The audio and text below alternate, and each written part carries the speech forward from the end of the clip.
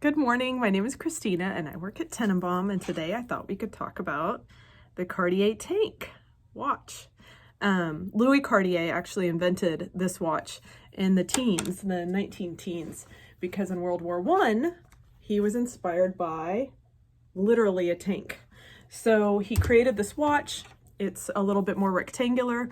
This version is called the Louis Cartier Tank, and I think he came up with it in the Deco period. But there's been all sorts of versions of the Tank watch by all sorts of watchmakers, but Cartier in particular, they're the ones that really came up with the really cool prototype.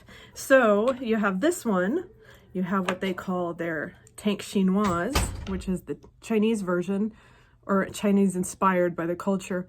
And it has kind of a pagoda kind of line across the bottom, so it's still the same tank, but it has a more defined 12 o'clock and 6 o'clock, I guess, part of the frame. And then you have the American Tank, which came out in the 80s. Whoop, whoop. And the American Tank is a more elongated tank. It's even more rectangular and it's curved. It's very groovy. It's my favorite out of the tanks. If anybody cares, if anybody wants to buy me one, go right ahead. And then this is the Tank Anglaise, or the English tank. And it's kind of a little bit thicker and sturdier.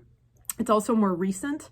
It's also really pretty, but when you put it right next to the Louis Cartier Tank, you can see that it's a meatier kind of a watch.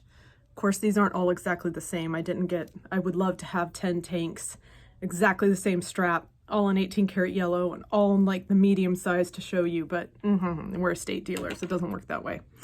And then I also have what came out in 1995, the year I graduated high school, the Cartier Tank Française. So everybody's seen these. They actually, even with the bracelet, they made it kind of repeating the caterpillar tread that's on the tank, a real tank.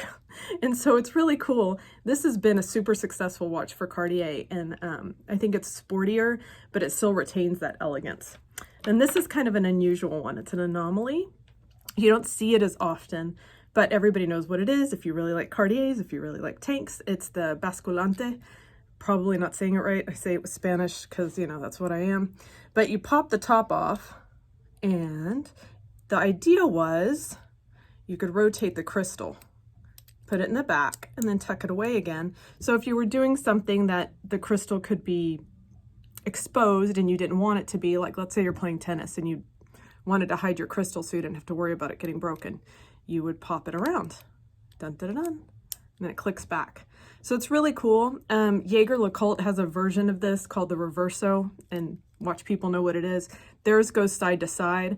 The Cartier version goes north and south. And the idea was also that you could use it like a little desk clock, like you could put it in your nightstand. I'm not doing this right, but you get the idea. And it would pop up. Pretty cool, huh? Okay, anyway, hope you enjoyed. Thanks.